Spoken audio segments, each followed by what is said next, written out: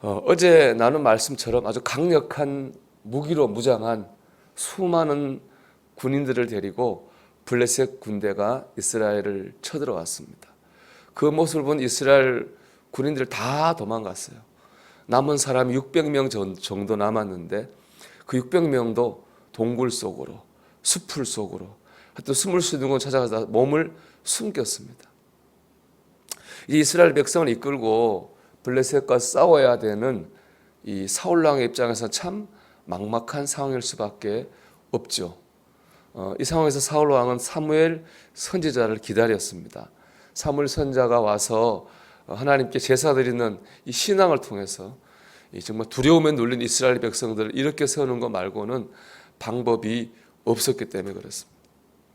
그리고 7일 뒤에 이 사무엘 선지자가 사울이 있는 길갈로 오기로 약속을 했거든요. 기다렸는데 7일이 지났는데 사무엘 선지자가 나타나지 않았습니다. 결국 기다림에 지친 사울 왕은 자신이 주관하여서 하나님께 제사를 드렸습니다. 이건 당시 율법으로 하면 안 될 일입니다. 하나님께 드리는 제사는 오직 영적 지도자인 사무엘 선지자만이 주관할 수가 있었어요. 그렇지 하지만은 상황이 너무 답답하게 해서 또 너무 기다림에 지쳐서 사울 왕은 자기가 주관해서 제사를 드린 겁니다. 근데 바로 온 사무엘 선지자가 이 모습 보고 이렇게 말을 합니다. 왕이 망령되이 행하였도다. 이 망령되다라는 말은 하나님께 죄를 범했다 이런 말입니다. 즉 사울 왕은 다급한 나머지 또 기다림에 지쳐서 하나님께 죄를 범하게 됐습니다. 오늘 이 본문을 묵상하면 한 단어가 떠올라요. 바로 시험이라는 단어예요. 사울 왕의 입장에서 한번 생각을 해보십시오. 너무 다급한 상황이에요. 또 하나님의 말씀을 지키기 위해서 7일을 기다렸어요. 그런데 오기로 약속한 사무엘 선지자가 오지 않았습니다.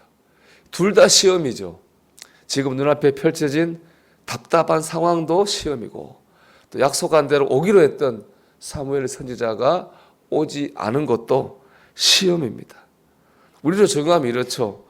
어려운 문제, 지금 나를 힘들게 하는 문제가 눈앞에 있습니다. 나는 그럼에도 불구하고 믿음으로 살려고 노력했습니다. 기도했습니다. 문제 해결되지 않는 거예요. 응답의 역사가 일어나지 않았습니다. 시험이죠. 상황이 어려운 것도 시험이고 믿음으로 살려고 노력하고 기도했는데 별다른 길이 보이지 않는 것도 시험입니다. 이런 시험에 들다 보니 사울처럼 하나님 말고 다른 곳을 쳐다보게 됩니다. 하나님 말씀이 아닌 기도가 아닌 다른 세상적인 방법, 길을 찾고 싶어지는 거죠. 이런 안타까운 사연을 지닌 사람들이 바로 오늘날의 사울왕 같은 사람들입니다. 시험이죠. 믿음의 시험입니다. 사랑하는 여러분, 이 믿음의 시험을 이기는 방법도 믿음입니다. 우리는 믿음으로 이 믿음의 시험을 이겨낼 수 있습니다. 그동안 하나님을 의지하는 믿음으로 살아왔다면, 그래서 지금 시험을 만났다 할지라도 그동안 살아왔던 이 믿음의 방법으로 끝까지 나가야 됩니다. 그럴 때 믿음의 시험을 이기고 하나님의 역사를 경험하게 될 줄로 믿습니다. 스티븐 스필버그가 만든 영화 인디아나 존스 그 시리즈 3편을 보면은 그 3편이 최후의 성전이에요. 거기 보면은 예수님이 처음에 만졌을 때 사용했던 성배 있죠. 그 성배를 찾아 떠나는 찾는 그런 모험이 쪽 영화로 그려져 있거든요. 그 이제 주인공이 성배가 있는 곳과 근처까지 왔어요. 근데 거기까지 마지막 성배가 있는 데까지 가려면 3가지 시험을 통과해야 돼요. 그 중에 3번째 시험이 굉장히 인상적이에요. 앞에 천길 낭떠러지가 있어요. 낭떠러지가 있고 저 건너를 가야 되는데 다리가 없어요. 그리고 여기서 저 건너까지는 사람이 도저히 뛰어넘을 수 있는 그런 거리가 아니에요. 방법이 없잖아요. 한참 생각하던 주인공이 생각해요. 이거 믿음으로 뛰어내리는 방법밖에 없다. 그렇게 결론을 내리고 저 낭떠러지 허공 위에 몸을 내던져요. 떨어져야 되는데 딱 봤는데 뭐가 딱딱한 게 밟혀요. 봤더니 그 길이 있어요. 눈으로 봤을 때는 안 보이는 길이었는데 몸을 딱 내던지니까 거기 길이 있는 거죠. 그래서 그 긴 낭떠러지를 건너게 됩니다. 여기서 그 영화가 그거 의미하는 게 뭐겠습니까? 믿음의 시험을 통과해야지 가장 귀한 것을 얻을 수 있다.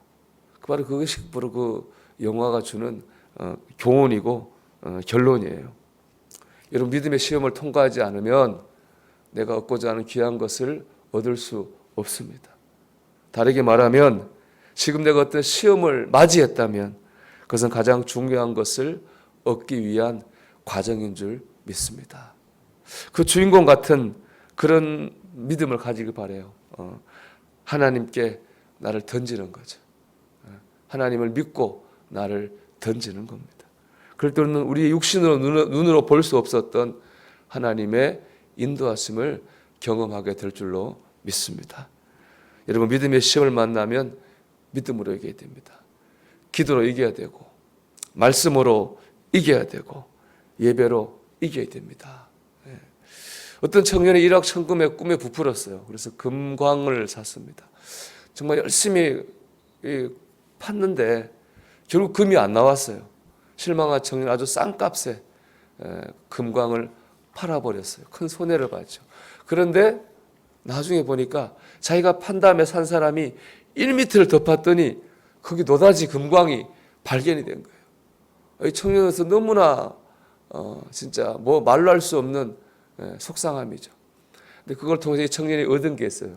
그게 뭐냐? 그걸 1m의 철학이라고 그래요. 포기하지 않고 1m만 더 팠으면 되는 거 아니에요. 포기하지 않고 조금만 더 나갔으면 금을 발견했을 겁니다. 그러니 1m의 철학을 마음에 새겼어요. 그리고 이제 보험 판매를 했는데 보험하면서 그 1m의 철학을 늘 생각하고 살았어요. 내가 조금만 더 노력하면 되는데 그 노력을 못해서 허사가 되면 안 된다. 그런 생각 가지고 그 1m의 철학 가지고 열심히 하는 가운데 큰 성공을 거두었다 그래요. 그 1m의 철학을 신앙으로 하면 어떻게 표현할 수 있을까요? 한 번 더의 신앙이라고 하시지 않을까 싶어요. 한 번 더 기도하고 한 번 더 말씀을 붙잡고 한 번 더 순종하고 하는 거죠. 여러분 한 번 더 기도하기 바랍니다. 한 번 더 말씀을 붙잡기 바라요. 여러분 한 번 더 기다리고 한 번 더 인내하고 한 번 더 순종하고 한 번 더 결단하기를 바랍니다. 그 한 번 더 하는 그 가운데서 우리는 이 믿음의 시험을 이기고 하나님의 역사를 경험하게 될 줄 믿습니다. 오늘도 이 한 번 더 믿자. 한 번 더 붙들자. 한 번 더 의지하자. 우리 이 믿음을 가지고 시험을 이기고 하나님 주신 귀한 것을 경험할 수 있는 저와 여러분이 되기를 주의 이름으로 축원합니다.